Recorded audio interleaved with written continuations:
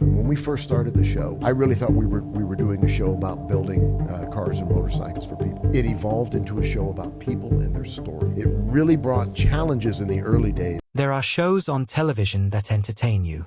And then there are shows that pull you in so deep, you feel like you actually know the people on screen. Counting Cars was that kind of show. From the moment it premiered on the History Channel in 2012, viewers across America fell in love with the world of Count's Customs.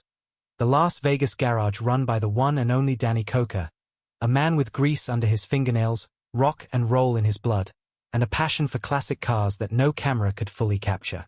For over a decade, fans tuned in every week to watch beautiful machines get torn apart and rebuilt into something extraordinary. Muscle cars, choppers, lowriders, hot rods, each one brought back to life by a team that felt less like co-workers and more like family. Danny built that culture intentionally. He wanted loyalty, craftsmanship, and heart inside those garage doors. And for a long time, that's exactly what he got. But television has a funny way of changing things. When the cameras showed up and the fame started rolling in, not everyone handled it the same way. Some people rose to the occasion. Others cracked under the pressure. And a few made choices so bad, so shocking, and so deeply disappointing, that even the most loyal fans couldn't believe what they were hearing. Today, we're going deep behind the curtain. We're talking about the 5 employees whose time at Count's Customs ended badly, or left serious questions hanging in the air. Some of these stories involve theft. Some involve broken trust. Some involve ego, creative clashes, and the painful reality of what happens when reality television collides with real life. This is the side of Counting Cars the show never fully told you. So buckle up, because we're just getting started. Before we get into the drama, it's worth understanding the man at the center of it all. Because without knowing who Danny Koker is, you can't fully appreciate why these betrayals hit him as hard as they did. Danny was born in Cleveland, Ohio, but the city that truly shaped him was Detroit, Michigan, the beating heart of American automotive culture. Growing up there in the 1970s and 80s meant that cars weren't just transportation. They were identity. They were community. They were art. The streets of Detroit roared with V8 engines on summer nights, and car shows drew crowds the way concerts did in other cities. For a young Danny Koker, all of that was oxygen. His father, Danny Koker Sr., was a musician who toured with gospel legends and brought music into every corner of the family home. But he was also a car enthusiast, and that combination of creativity and mechanical passion passed directly to his son. As a teenager, Danny wasn't chasing girls at the mall or glued to a television set. He was in driveways and garages, learning how engines worked, figuring out what made a car beautiful, and slowly developing the eye of someone who would one day turn restoration into an art form. When Danny eventually made his way to Las Vegas in the early 90s, he brought all of that passion with him. He tried his hand at entertainment, hosting a late-night TV segment called Count Cool Rider where he introduced horror films dressed like a rock and roll vampire. It was campy and wild and very Las Vegas, and it gave Danny a taste of being in front of a camera. But cars never left his mind. He opened Count's Customs originally as a private operation, a place to work on his own growing collection of classic vehicles. But word travels fast in Vegas, especially when someone is doing something truly special. People started coming to Danny with their own cars. Collectors, celebrities, everyday enthusiasts.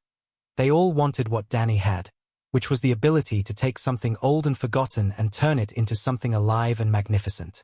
By the time producers connected him with the team behind Pawn Stars, a show filmed nearby at the Gold and Silver Pawn Shop, Danny was already a respected name in the Las Vegas automotive world. His guest appearances on Pawn Stars as a vehicle expert made it obvious to everyone watching that this man had genuine charisma, genuine knowledge, and a personality that cameras loved. The pitch for Counting Cars practically wrote itself.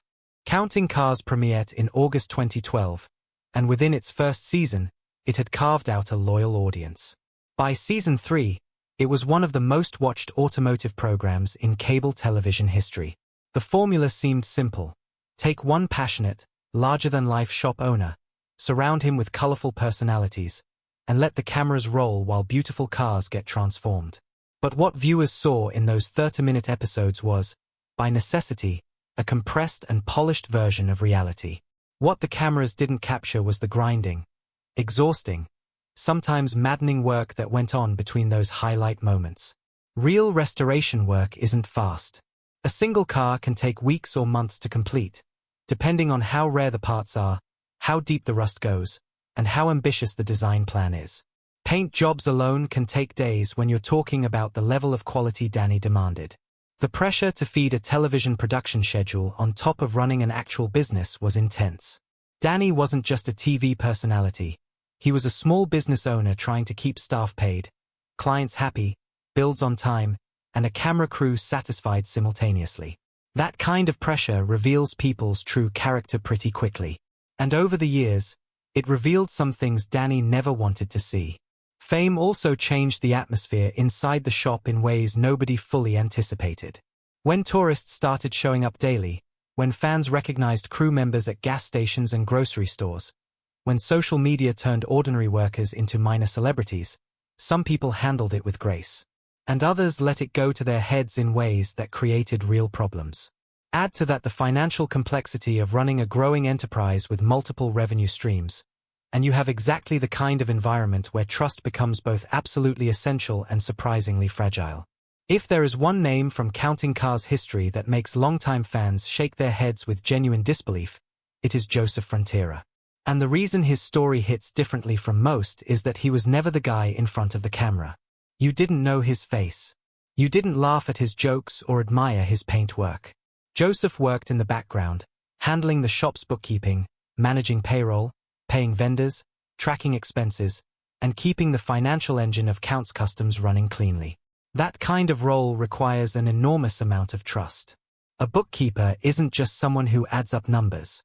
They are the person with the keys to the financial house. They see every transaction, control where money flows, and can make or break a business if they choose to abuse that access. Danny Koker trusted Joseph Frontiera with that responsibility. And Joseph repaid that trust with one of the most calculated acts of betrayal the show's history has ever seen. Over time, court documents and subsequent reporting revealed that Joseph had been systematically stealing from Counts Customs. The total amount taken exceeded $75,000, not a rounding error, not a misunderstanding, but a deliberate, ongoing theft carried out over a significant period. He used company funds to cover personal expenses, including a down payment on a luxury Range Rover and airline tickets for personal travel. When you're stealing from a small business, that money doesn't just disappear into the abstract. It comes directly out of the budget that could have funded new builds, covered payroll for honest workers, or been invested back into the shop. What made it worse was the method. Joseph didn't make careless mistakes. He forged Danny Koker's signature on documents and created falsified financial records specifically to disguise what he was doing. This was a premeditated operation, not a moment of weakness.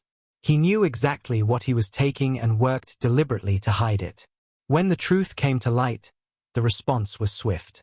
In 2016, Counts Customs filed a lawsuit naming not only Joseph Frontiera but also Randstad USA, the staffing agency that had placed him with the company.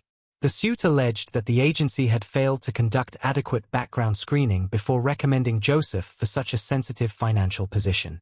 The legal proceedings went public, and fans who had never even seen Joseph on screen were stunned by the details. Joseph disappeared from the show before the lawsuit ever became public knowledge, which explains why his exit was so unexplained at the time. No farewell episode. No mention from Danny. Just a sudden absence that viewers noticed but couldn't explain. Now they had their answer. In the years since, Joseph Frontiera has maintained an extremely low profile, with no public statements, no interviews, and no social media presence to speak of. For a man who worked in the background his entire time at Counts Customs, he has remained very much in the shadows, which, given what he did, is probably the wisest choice he could make. The lasting impact of Joseph's betrayal was a fundamental change in how Counts Customs handled its internal finances. Oversight became tighter. Controls were put in place. The lesson, learned at significant cost, was that trust alone is not a financial management system. Every creative operation needs someone to pump the brakes occasionally. In the world of custom cars, where passion runs hot and ideas can get expensive very quickly, Having a voice of financial reason in the room isn't just useful, it's necessary.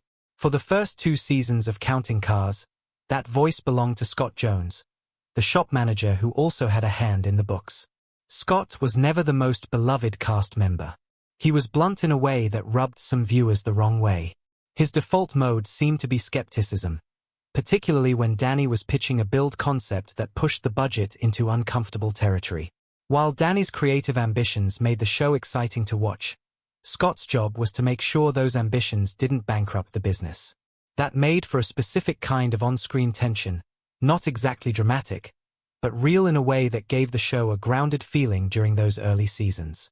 The push and pull between Danny's vision and Scott's pragmatism played out openly on camera, and different viewers read it differently.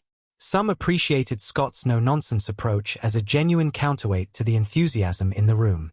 Others found him unnecessarily combative. But nobody could argue that his role wasn't important. Keeping a custom shop financially viable while also producing content for a national television audience is genuinely difficult, and Scott understood that complexity. Then, after season 2, Scott Jones simply wasn't there anymore. The show moved on without him, no explanation offered, no acknowledgement of his departure. Naturally, speculation filled the vacuum. Online forums lit up with theories ranging from financial misconduct to personal conflicts to behind-the-scenes power struggles. Rumors circulated for years without any official clarity from the production or from Count's Customs. The actual story, when it eventually emerged from various interviews and reporting, turned out to be far less dramatic than the rumors suggested. Scott left Las Vegas to relocate to Tennessee for personal and family reasons. His departure from the show was a life decision, not a professional catastrophe. Sometimes people prioritize their families over their television careers, and that is exactly what Scott Jones appears to have done. After leaving Counting Cars, Scott built a new chapter for himself in Tennessee, running his own automotive business called Koker's Extreme Automotive.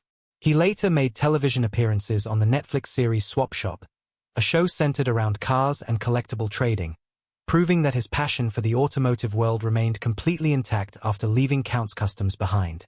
Scott Jones deserves credit for what he contributed during the show's formative period. He was the structural foundation during a time when the show was still figuring out what it wanted to be.